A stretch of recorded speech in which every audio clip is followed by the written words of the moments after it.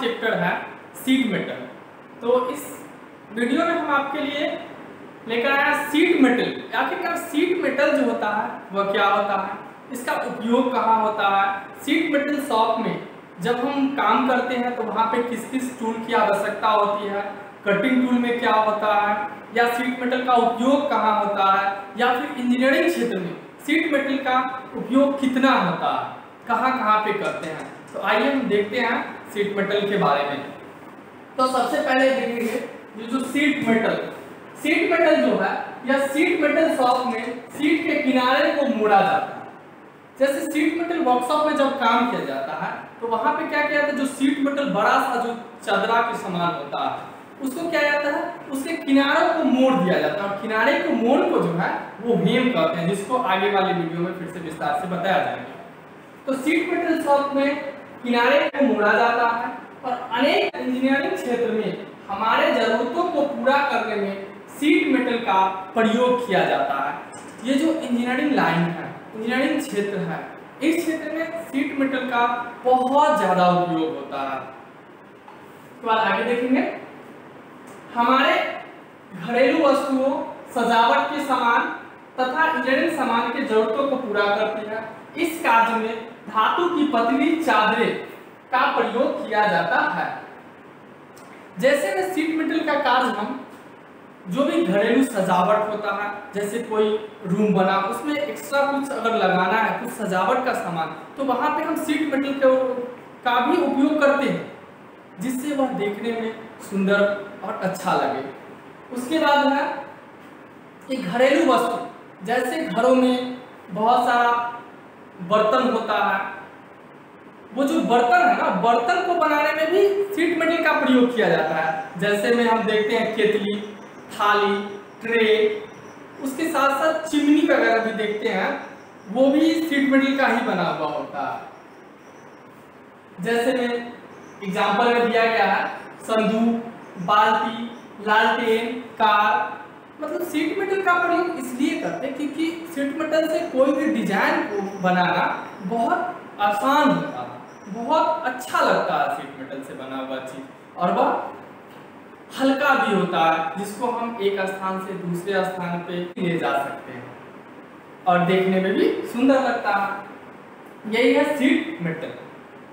फिर ITI में भी जब हम वर्कशॉप में जाते हैं तो वहाँ पे हम जब बाल्टी बनाना सीखते हैं, ट्रे बनाना सीखते हैं, फनल बनाना सीखते हैं, तो वहाँ पे भी शीट मेटल का प्रयोग करते हैं और हमें सीखना भी है शीट मेटल के बारे में।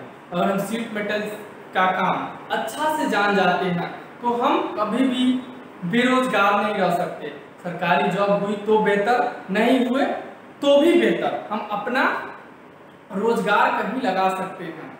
तो हम जब क्लास करें वर्कशॉप में तो शीट मेटल का कार्य बहुत अच्छा ढंग से सीखने का प्रयास करेंगे अपने अनुदेशकों द्वारा। जो सिखाया जाए उसको बड़ी ध्यान से सीखेंगे। तो आगे है शीट मेटल कार्य में प्रयोग होने वाले धातु। ये जो शीट मेटल का काम होता है, शीट मेटल का जो वर्कशॉप होता है, उस वर्कशॉप में जो प्रयोग होता है धातु, वह कौन कौन सा धातु होता है, यह भी धातु को भी पहचानना चाहिए, तो इसमें ध्यान देंगे। पहला जो धातु होता है वह है आपका काली लोहे की चादरें,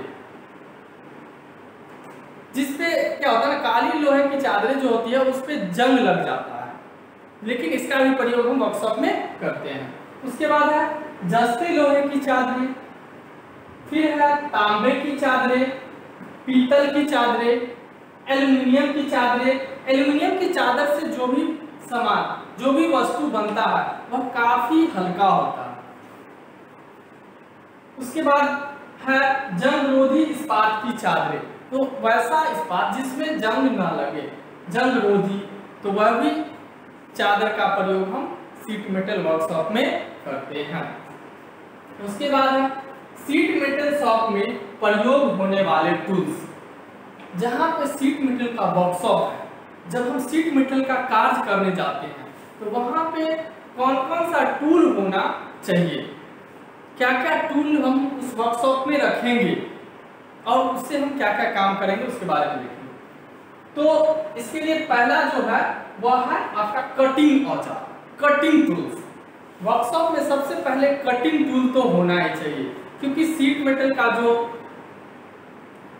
बंडल आता है वो बड़ा बड़ा होता है। उसमें से जब हमको छोटा सा ट्रे बनाना है या फिर थाली बनाना है तो वहां पे हम कटिंग टूल जैसे स्निप्स हो गया, हैंड ग्राइंडर हो गया, या फिर ये चीजर हो गया, ये सारा चीज वहां पे होना चाहिए, जिससे हम सीट मेटल को बहुत आसानी से काट लेंगे और फिर जो आकृति देना है वो आकृति हम दे देंगे।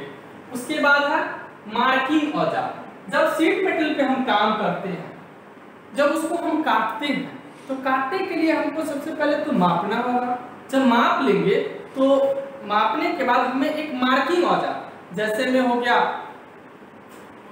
स्क्रैपर, डिवाइडर, ये सब होना चाहिए जिससे कि हम मार्किंग आसानी से कर सके। ऐसा मार्किंग जिससे कि वो मिटे नहीं। जैनी कैलिपर होना चाहिए जिससे हम मार्किंग अच्छा से कर लेंगे। अगर वो मार्किंग को गहरा करना है तो उसके लिए हमको पंच चाहिए। पंच का भी प्रयोग करके और वहां पे हम मार्किंग को गहरा कर देंगे ताकि वह मार्किंग मिटे नहीं और हमको जिस माप में मेटल को लेना है उस मेटल को हम काट सकें। उसके बाद है मापी औजार, मेजरिंग टूल्स। तो माप के लिए तो चाहिए, बिना माप के हम काट ही नहीं सकते, तो वहां पे हमको मेजरमेंट करने के लिए भी टूल चाहिए। जैसे हो गया आपका स्टील रूल होना अनिवार्य है। उसके बाद है चोट मारने वाला औजार। चोट मारने वाला औजार कहने का मतलब क्या? हैमर।